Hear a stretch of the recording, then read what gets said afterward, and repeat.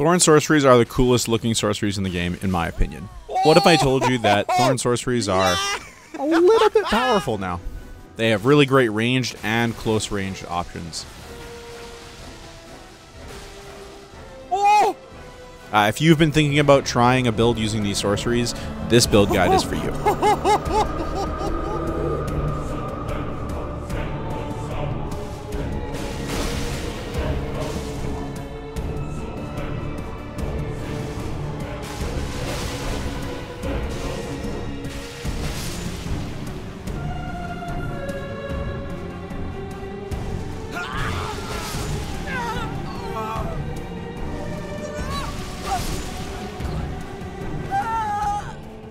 In patch 1.7, Briars of Sin and Briars of Punishment were significantly buffed, decreasing the FP cost, increasing the blood loss that they give to enemies, and increasing their casting speed. This, alongside a bunch of other buffs that had come from the last patch, these spells are in a very powerful spot. The build and stats are actually fairly simple and straightforward. The most optimal starting class for this is going to be the Prophet. We're aiming for level 125, but you can adjust it a little bit if you need to. Our main things that we're trying to get are 80 Faith and 20 Mind. 80 Faith is absolutely essential to make sure that we're dealing lots and lots of damage, and the Mind is just so we can make sure to cast lots of these spells. They don't have a very high FP cost, but having 20 Mind means we can use lots of them in sequence without having to use any blue potions. Any leftover stats I recommend putting into Vigor first and then splashing into Endurance. For spells, there are some limited options, but all you really need to make this build work are Briars of Sin and Briars of Punishment. I do recommend getting Golden Vow as well, as the damage buff is very nice and helps us make use of our faith. To get Briars of Sin, we're going to start at the Eastern Liurnia Lake Shore Site of Grace. You can also come from basically anywhere in the lakes of Liurnia as long as you come through this little canyon way here. You're going to walk up the path, come around to the Eastern Tableland Site of Grace, then down into this area, and you'll find a staff-wielding lady that once you kill her, she will give you the Briars of Sin spell. Briars of Punishment requires us to be in the Mountaintop of the Giants area. We're going to start from Zamor Ruins here, and then you basically just progress all the way down this path around the side of the mountain and then towards the giant bridge that takes you across, except we're going to go up and to the left to the area where there are more ladies wielding those staffs that we're going to be using, and it's just lying on a body in that area.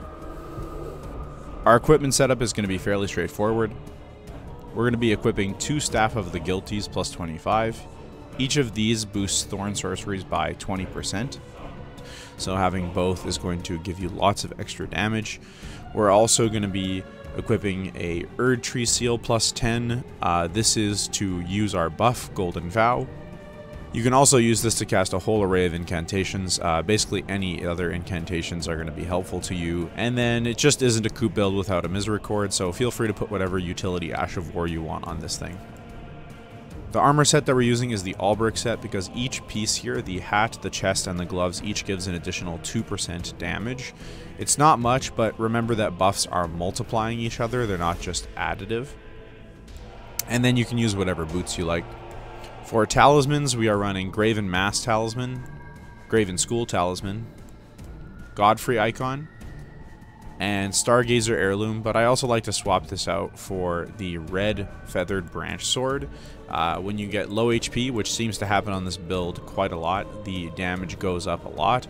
And remember that this, while it says attack power, this applies to all damage, so this will boost your spells.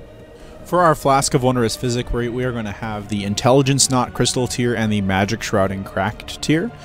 Funny enough, the Briar spells deal magic damage, so having the Magic Shrouding Cracked tier is going to give us extra damage there. And we just use the Intelligence Knot Crystal tier in order to bump our intelligence just a little bit so that we can equip some other sorceries like Carrion Slicer. Carrion Slicer really makes up for some of the bad dueling potential of this build. To farm for Staff of the Guilty, there are 2 good areas. The Guardian's Garrison, which is in the Mountaintop of the Giants, and Fort Lade, which is in the Volcano Manor area. I highly recommend Guardian's Garrison over Fort Lade, mainly just because it's a lot easier to get to And there are these really annoying fire tanks that exist at Fort Late. In both areas, you're going to look for the specific old ladies wielding the same staff that we have, and you're just going to kill them over and over again. I recommend using either the Silver Scarab or Silver Pickled Foulfoots to help increase your drop chance. It is a 2% drop chance, and so just farm here for a little while and you should get a pair fairly quickly. Briars of Punishment is your main ranged option. It's not a perfect spell by any means, but it functions very similar to, say, Comet, in that if your opponent ever slows down or uses an item or is doing anything but sprinting, it will hit them, and it will hit them like a truck. One thing that you need to remember as well is that because it has tracking, if you can manually aim the spell in front of them and then lock onto them at the last second, it will shoot ahead of them and then arc towards them. This makes it a lot harder to dodge, and I've gotten some pretty stylish skills from doing this. I would say the main center of the build is Briars of Sin. This spell is extremely powerful. The first part hits people for about 1,000, maybe more. The second part, I've hit people for 1,800, and the third part hits people for over 2,000. I've literally killed people with over 2,000 HP with the third part of this. It has a nice long and lingering hitbox, so sometimes people will just run into it themselves. It's a very nice defensive option, but obviously none of these are flawless, perfect spells that aren't counterable. You can just dodge Briars of Punishment, and if you're patient, and you can just wait out the Briars of Sin as well. So the trick to this build is to using these cleverly, using them in situations where your opponents don't have a lot of space to dodge, or using them as a way, especially Briars of Sin is really good for baiting your opponents in. Many opponents will not see the amount of damage coming and just get one shot. Alrighty, and that is it for the build guide. I just want to send a massive shout out to Jerp. Jerp is just an awesome member of the Soulsborne community and was in chat pitching this idea on the night where we really put this build together and just fell in love with it. So these are all of Jerp's socials. I follow Jerp on all of these, and I think you should too as well.